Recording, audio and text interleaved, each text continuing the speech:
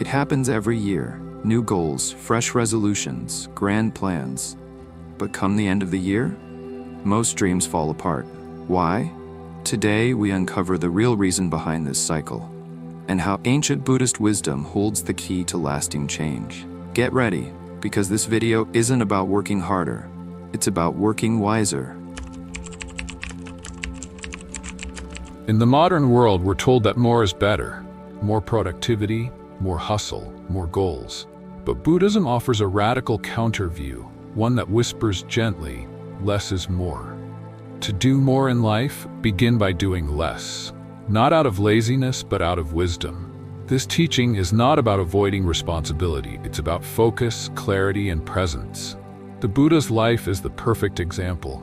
Born a prince, he had everything. Yet he gave up riches, power, and even comfort to sit under a tree in stillness. Not to add to himself, but to strip away what wasn't real. So what does doing less really mean? It means dropping the distractions, the chasing, the proving, the comparing, and choosing what actually matters. Instead of reacting to every emotion, we sit and observe. Instead of saying yes to everything, we choose with intention. Instead of multitasking our lives away, we bring full attention to this breath, this step, this task. From this inner stillness, real power arises. In Buddhist meditation, doing less is the path. You don't try to stop thoughts, you simply watch them. You don't force peace, you make space for it. And in daily life, this becomes freedom. When you stop clinging, you find what truly belongs. When you stop striving, you begin to move with purpose. When you stop doing to prove your worth, your true worth shines through. So if you feel burned out, overwhelmed, unseen, maybe it's not because you're not doing enough. Maybe it's because you're doing too much of the wrong things. Ask yourself, what can I gently set down today? What is truly essential to my well-being, to my integrity, to my joy?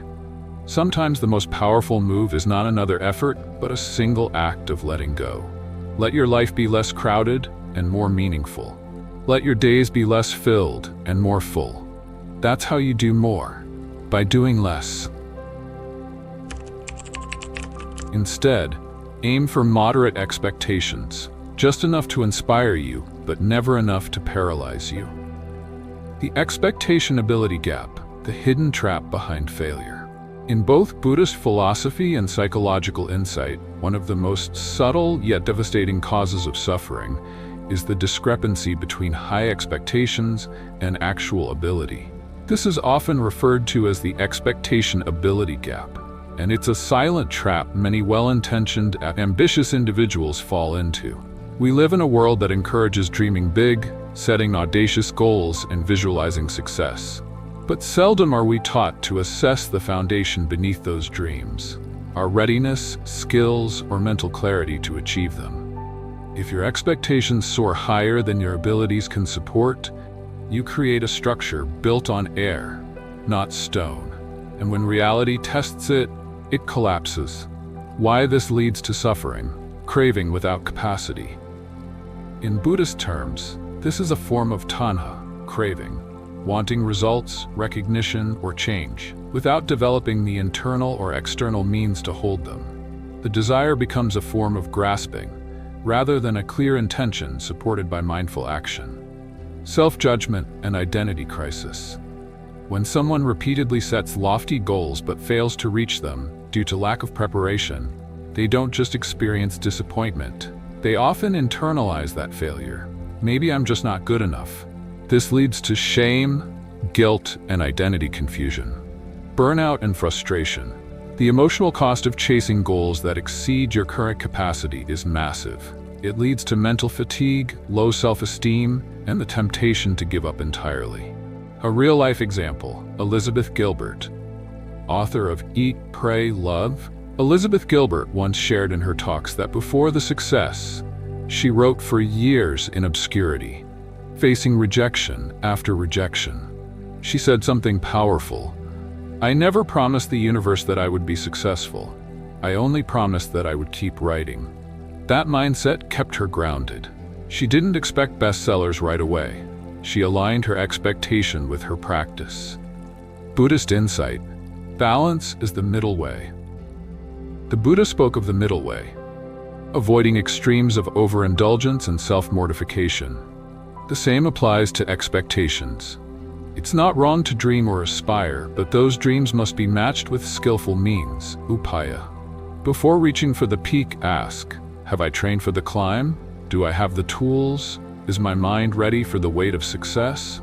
How to avoid the trap, self-honesty over self-inflation. Assess where you are, compassionately but truthfully. Adjust goals to meet growth. Let goals stretch you but not snap you. Prioritize process over outcome. Buddhism teaches, focus on the action, not the fruit of the action. Strengthen your ability, not just your desires. Practice, refine, and grow your inner capacity. In summary, the trap isn't in having dreams, it's in assuming that desire alone guarantees success. In Buddhism, suffering arises from attachment to outcomes, especially when we lack the inner foundation to reach them.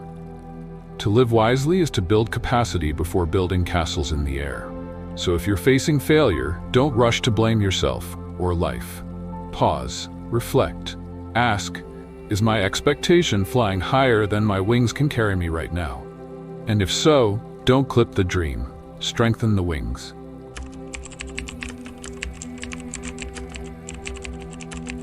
Every time you say, I'm not good enough, you reinforce that belief. In Buddhist psychology, the mind becomes what it feeds on. Label yourself as a failure, and you act like one. Instead, meet each setback with curiosity.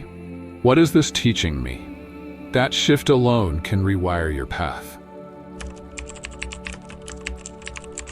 When you do your best, your attention shifts from the outcome, which you can't fully control, to the effort and process, which you can fully own. This mindset brings mental clarity, steady perseverance, inner peace.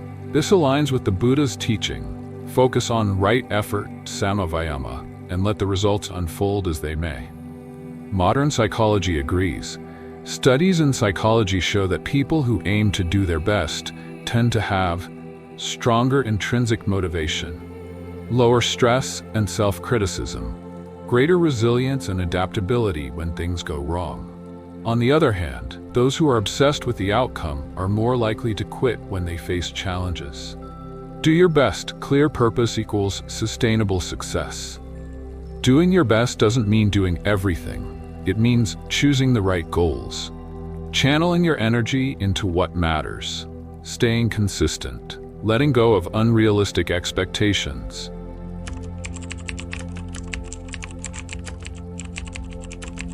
In our pursuit of career success, whether it's climbing the ladder, starting a new business, or finally completing a long-awaited project, we often get trapped in the illusion of big leaps.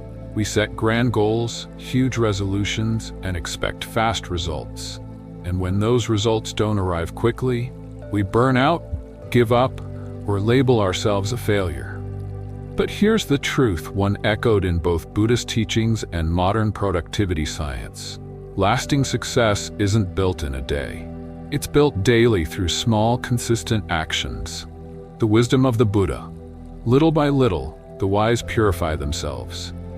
The Buddha once said, by degrees, little by little, from moment to moment, the wise person removes impurities like a smith removing dross from silver. This isn't just about spiritual progress, it's a universal truth. In your career too, the path to mastery, fulfillment, and achievement is paved with incremental progress. Let go of the pressure to have it all figured out. Instead, focus on this moment, this task, this step.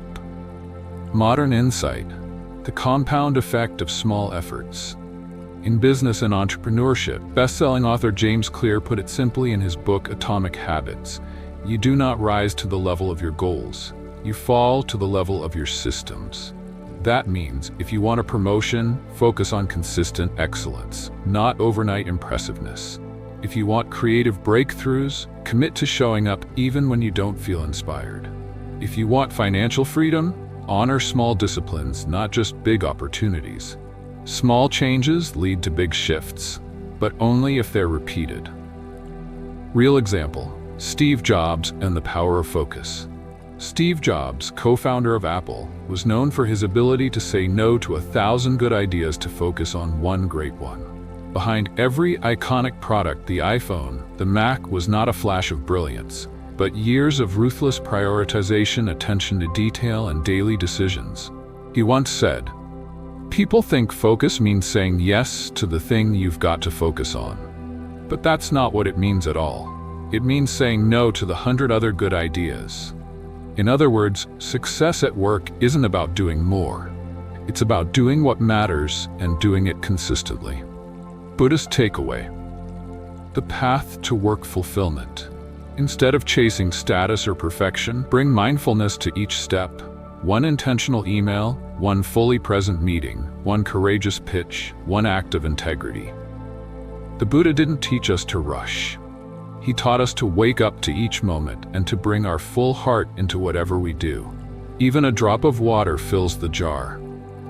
So too does your effort, one drop at a time, build a life and career of deep purpose.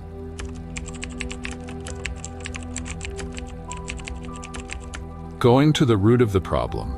The key to solving effectively and succeeding at work. In the chaos of deadlines, pressure, and high expectations, we often try to fix problems as fast as possible. We put out fires, we smooth over surface issues, but too often we find the same problems returning, slightly different on the outside, but rooted in the same hidden causes. That's where the wisdom of going to the root of the problem becomes powerful. What does it mean? It means not just addressing what's visible, but identifying the true origin of a challenge. It's the difference between trimming the leaves of a weed and pulling it out by the root. Only one will keep it from growing back. Why root understanding matters in work and career. If you want lasting progress in your career, if you want to meet targets, lead teams, or break through stagnation, you need more than just effort. You need clarity. Let's break it down. If a project keeps failing deadlines, is it poor time management, or is it unclear communication from the top? If you keep burning out, is it workload, or is it a lack of boundaries and fear of saying no? If your team underperforms, is it a skill issue, or a motivation and purpose issue? Surface-level fixes treat the symptoms. Root-level insight leads to transformation. A practical example. Steve Jobs, when frustrated with Apple's early design flaws, didn't just tell the engineers to make it look better. He dove deep into the design philosophy. Why did users feel frustrated? Why were products hard to use? He questioned assumptions, rewired the process, and from those root changes came the intuitive beauty of the iPhone and iMac, now legendary. Jobs didn't just fix what was broken, he reimagined the foundation. That's root-level thinking. How you can apply it: ask better questions. Instead of, "Why is this going wrong?" ask, "What deeper cause is repeatedly driving this problem?" Pause before reacting. Don't rush to solve. Step back and observe patterns. What's beneath the recurring issue? Dig into feedback. Honest feedback, even painful, often points to root causes. Don't deflect it. Decode it. Use the 5 whys method. Ask why 5 times to drill down to the core. Example: why did the client cancel? Because we missed the deadline. Why did we miss the deadline? Because we underestimated the task, and so on. Align actions with vision. If your daily work doesn't connect to a larger purpose, friction will arise. Reconnect actions with your long-term goal, the outcome. When you go to the root, you stop wasting time on band-aid solutions. You build systems that prevent repeat issues. You grow as a strategic thinker, not just a reactive worker. You achieve goals with greater focus, clarity, and confidence. Conclusion: success isn't just about speed. It's about direction. And direction comes from clarity, from going deep, not just fast. So the next time you hit a roadblock in your work, don't just fix it, understand it. Because when you solve from the root, you don't just remove the obstacle, you unlock your next level.